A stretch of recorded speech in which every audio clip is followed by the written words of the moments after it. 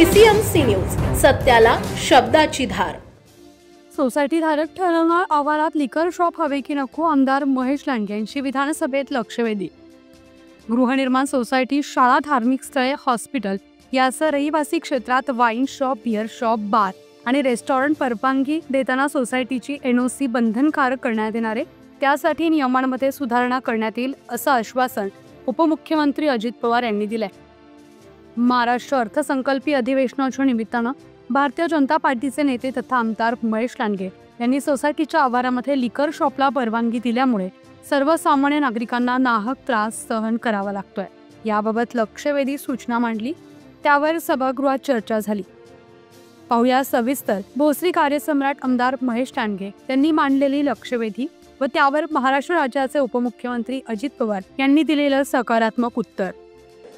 अध्यक्ष महोदय, मी प्रश्न विचारण्यामागे माझा हेतू थोडा वेगळा होता। याच्यामध्ये परवानगी कुणाला द्यावी कुणाला नाही याच्या संदर्भामध्ये माझं काहीच मत नाहीये, पण परवानगी देताना या उत्तरामध्ये असं लिहिलंय 25% आणि 50% लोकांची सहमती त्या ठिकाणच्या एरियामधली असली पाहिजे।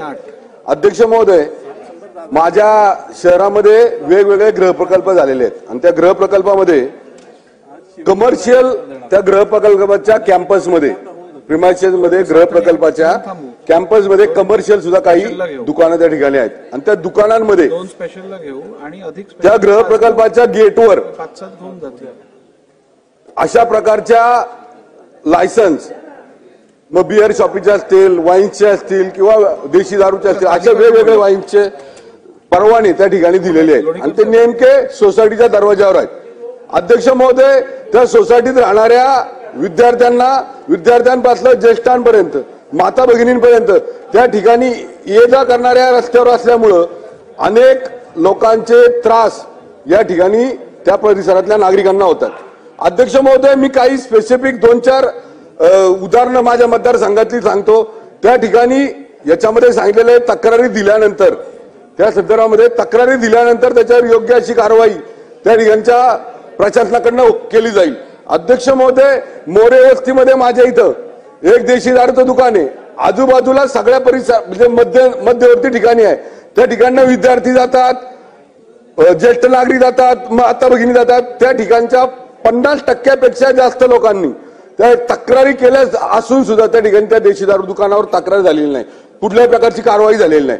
अध्यक्ष महोदय, साने चौक आणि स्पाईन सिटी चौक या दोन्ही ठिकाणी माझ्या सर्व्हिस रोडला ज्या ठिकाणी लोकांची वाहतूक जास्त आहे, मार्केट आहे, त्या ठिकाणी माता भगिनींचं जाणं जास्त आहे, धार्मिक स्थळ त्या ठिकाणी थोड्याच अंतरावर आहेत, या सगळ्यांचा कुठल्याही नियमाचं पालन न करता त्या ठिकाणी त्यांना परवाने दिलेले आहेत। अध्यक्ष महोदय, या संदर्भामध्ये सुद्धा त्या ठिकाणच्या नागरिकांना मी सुद्धा तक्रार केलेली आहे, ते सुद्धा त्या ठिकाणची तक्रारीवर कुठल्याही प्रकारची कारवाई झालेली नाही।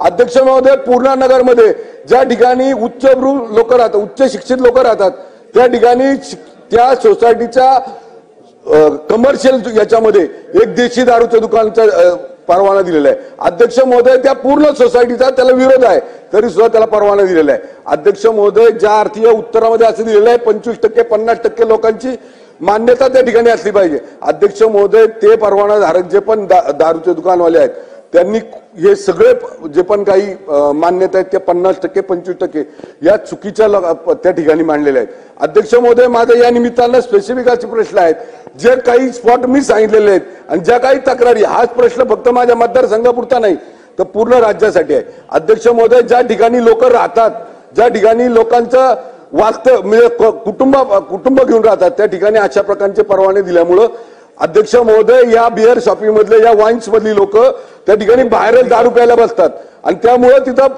फार मोठ्या प्रकारचे म्हणजे त्रास त्या भागातल्या नागरिकांना, माता भगिनींना सोसावा लागतो।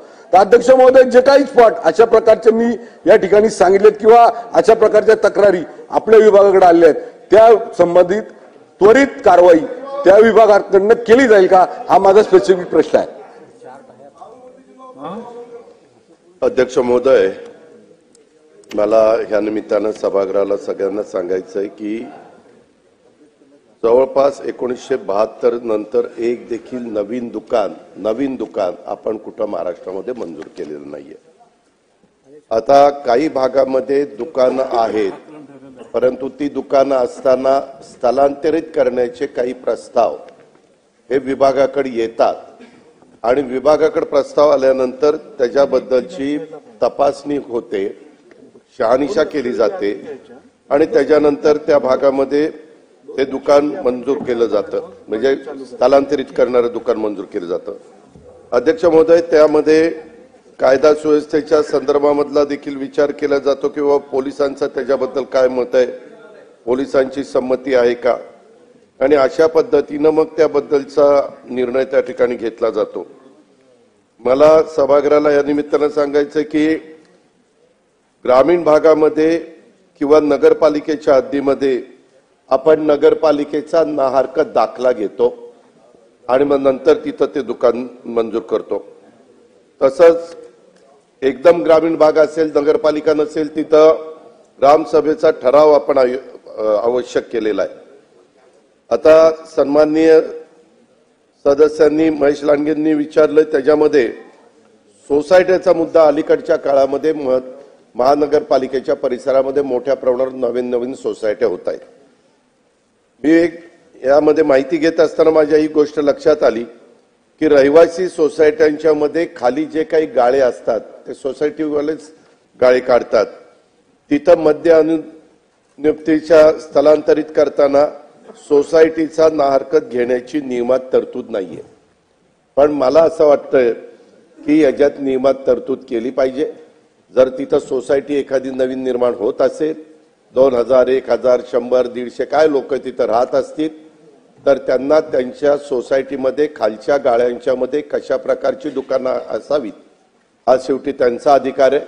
म्हणून सोसायटीची NOC असेल तरच अशा भागामध्ये दुकानं स्थलांतरित देण्याच्या बद्दलचा निर्णय घेण्यात येईल आणि लवकरच त्याच्याबद्दलची नियमामध्ये तरतूद केली जाईल, जेणेकरून हा जो काय अडचणी येत आहेत तो प्रश्न निकाली निघेल.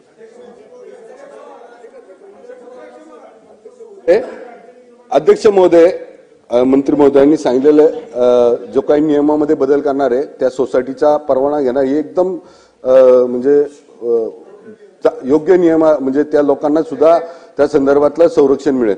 अध्यक्ष महोदय, जसं आता सांगितलं 1972 नंतर एकही नवीन परवाना दिला नाही, पण जे स्थलांतरित केलेले जे दुकानं आहेत अध्यक्ष महोदय, ती स्थलांतरित केलेली दुकानं ही सुद्धा ज्या एरियामध्ये गेलीत त्या एरियामध्ये त्या आजूबाजूच्या लोकांच्या जो पण काही त्याला विरोध आहे त्याचा सुद्धा आपण विचार करून अशा दुकानांवर सुद्धा कारवाई करणार का, हा माझा एक प्रश्न आहे. आणि दुसरं म्हणजे अध्यक्ष महोदय, जे जुने 1972च्या आधी जे परवाने दिले, ज्या एरियामध्ये ती दुकानं आहेत त्या दुकानांमध्ये त्या दुकानाचा आता उपद्रव वाढलाय, त्या आजूबाजूच्या नागरिकांचा त्यांना त्रास व्हायला लागलाय. मग अशा संदर्भामध्ये त्या तिथल्या नागरिकांनी जर काही तक्रार केली आपल्या उत्पादन शुल्क विभागाकडे, तर त्या संदर्भामध्ये आपण त्या दुकान तिथलं म्हणजे तिथं शिफ्ट करण्यासंदर्भामध्ये किंवा ते बंद करण्यासंदर्भामध्ये आपण काही सूचना देणार का? अशा प्रकारचे माझे दोन प्रश्न मंत्री महोदयांना. सुधीर भाऊ. अध्यक्ष महोदय, या संदर्भामध्ये जर आपल्याला स्थलांतरित करताना पोलीस विभागाचा कायदा आणि सुव्यवस्थेचा अहवाल देखील आपण त्या ठिकाणी घेत असतो, कारण शेवटी कायदा सुव्यवस्था राखण्याचं काम हे पोलीस विभागाचं असतं. अध्यक्ष महोदय, सन्माननीय सदस्य महेश लांडगे साहेबांनी जो प्रश्न उपस्थित केलाय त्याच्यामध्ये मी पुण्याची माहिती घेण्याचा प्रयत्न केला, तर साधारण ज्या काही सोसायटीच्या परिसरातले उपद्रवाबाबत 3 वर्षातील तक्रारी होत्या त्या 144 होत्या आणि त्याच्यात काही बाबतीमध्ये आम्ही कायमस्वरूपी ते रद्द करण्याचा निर्णय घेतला, पण काही ठिकाणी रद्द केले तरी काही दुकानदार हे उच्च न्यायालयामध्ये जातात, उच्च न्यायालयातनं त्याला स्थगिती आणतात. शेवटी उच्च न्यायालयाची स्थगिती दिल्यानंतर आपल्याला पुढे मग अपील करण्याशिवाय कुठं पर्याय राहत नाही. पण एकंदरीतच या सगळ्या गोष्टीचा विचार करता आपण याच्या संदर्भामध्ये एक गोष्ट केलेली आहे की कुठलंही दुकान स्थलांतरित करत असताना तिथं शाळा कॉलेज जवळ नसलं पाहिजे. इतर काही जे काही नियम त्याच्यामध्ये आहे त्या नियमाचं तंतोतंत त्या ठिकाणी पालन केलं जातंय का, हा अधिकार आपण जिल्हाधिकारी महोदयांना त्या बाबतीमध्ये दिलेला आहे. परंतु तिथनं काही तक्रारी आल्या तर वर पण अपील त्या ठिकाणी आपण घेतो. पुणे तसेच पिंपरी चिंचवड परिसरातील महत्त्वाच्या बातम्या पाहण्यासाठी आजच आमच्या डिजिटल PCMC न्यूज चॅनलला सबस्क्राईब करा आणि बेल आयकॉन प्रेस करा।